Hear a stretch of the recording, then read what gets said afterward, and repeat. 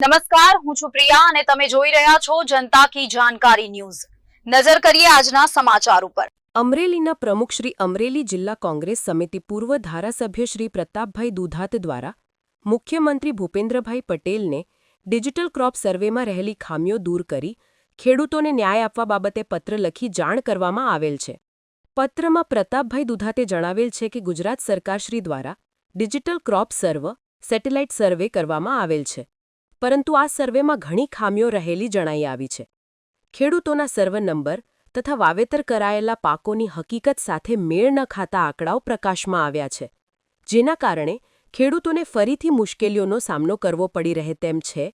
ત્યારે સરકારશ્રી દ્વારા અગાઉ કરાવાયેલ રજિસ્ટ્રેશન રદ કરી ફરીવાર સર્વે કરવાની જાહેરાત કરવામાં આવી છે, પરંતુ હાલ ખેતરોમાં પાકની લણણી ચાલી રહી છે તથા પાથરાઓ ખેતરોમાં પડેલા છે। આવા સંજોગોમાં આ ડિજિટલ ક્રોપ સર્વે કેટલો હકીકતસભર સાબિત થશે તે એક પ્રશ્નાર્થ છે, તેવી બીજી પણ પત્ર દ્વારા જાણ કરવામાં આવી છે। રિપોર્ટર સમીર ખોખર, વીજપડી। ગુજરાતની અંદર છેલ્લા 15 વર્ષથી હું જોઈ રહ્યો છું અને સમજી રહ્યો છું કે સરકાર ડિજિટલ સેટેલાઇટ આ વાતોથી ખૂબ જ મોટા પ્રમાણમાં ગુજરાતના ખેડૂતોનું ને જનરલ પબ્લિકનું નુકસાન કરી રહ્યા છે। ભૂતકાળમાં ડિજિટલ સર્વેના મારફત જમીન માપણી કરી જે સદંતર નિષ્ફળ રહી।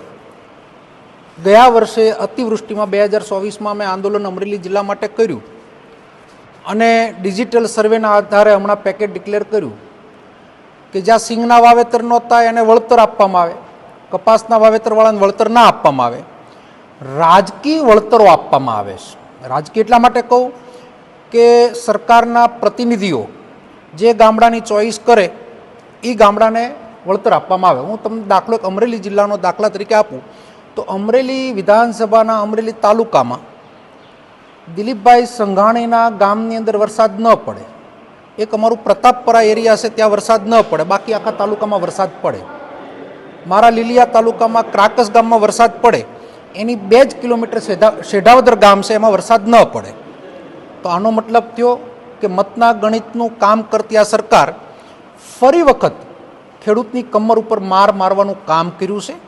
ડિજિટલ ક્રોપ કટિંગની જે આજે વાત થઈ રહી છે, મુખ્યમંત્રી ખૂબ જ ભોળા ભલા સારા, રાઘવજીભાઈ પણ ખૂબ જ ચિંતા કરે, પણ એમના અધિકારીઓ જે ગુમરાહ કરી રહ્યા છે। હું તમને આજની તારીખની વાત કરું કે આજના દિવસે મારા મત વિસ્તારમાં તમે આવો તો ગુજરાતના કેટલાય ગામડાની અંદર સિંગના વાવેતરોમાં ખળા લેવાની શરૂઆતો થઈ ગઈ છે। શરૂઆતમાં પાક વવાણો, માવઠા ટાઈમે પાક વવાણો, જેના ખળા લેવાઈ ગયા સિંગ ઘરમાં મળી આવવા, ત્યારે હવે ફરી વખત આજે એના પ્રવક્તા મારફત એના અધિકારીઓ મારફત કહેવામાં આવ્યું કે અમે ડિજિટલ સર્વે કરી અને વળતર આપશું ને જે સર્વે થયું છે એમાં વિસંગતતા છે। તો જે લોકોએ સિંગનો પાક લઈ લીધો છે એના માટે શું કરવા માંગો છો? જેના ઘરમાં સિંગ આવી ગઈ છે અને એ ખેતરમાં કંઈ દેખાવાનું જ નથી, તો ક્યાં આધારે તમે ગણિત કરશો કે સિંગનું વાવેતર છે કે નથી? હવે નવા વાવેતરો શરૂઆત થવાની છે, ઘઉં વવાવાના, ચણા વવાવાના। ખેડૂતો એની સ્પીડમાં કામ કરતા હોય, પણ ડિજિટલમાંથી સરકાર બહાર આવી અને હેન્ડમેડ અથવા એના વિસ્તરણ અધિકારીઓ અથવા એના ગ્રામ સેવકો અથવા એના તલાટીઓ મારફત તાત્કાલિક આ પ્રક્રિયા પૂર્ણ કરી અને ટેકાના ભાવની અંદર કોઈને અન્યાય ન થાય એની તકેદારી રાખવી ખૂબ જ જરૂરિયાત છે। કારણ કે આ કરતા રહેશે તો ખેડૂતને નવો પાક વાવવામાં ખૂબ જ મુશ્કેલી પડશે। ત્યારે આપના મારફત સરકારને વિનંતી કરતો પત્ર લખ્યો છે કે જે સર્વે થઈ ગયું છે એને માન્યતા આપવામાં આવે, રજિસ્ટ્રેશન જે થયું છે એને માન્યતા આપવામાં આવે અને નવા રજિસ્ટ્રેશનનો જે ટાઈમ વધારો થયો છે એમાં નવા રજિસ્ટ્રેશનો જેટલા થાય એને પણ એનો નિયમ લાગુ પાડવામાં આવે એવી વિનંતી કરતો પત્ર લખ્યો છે।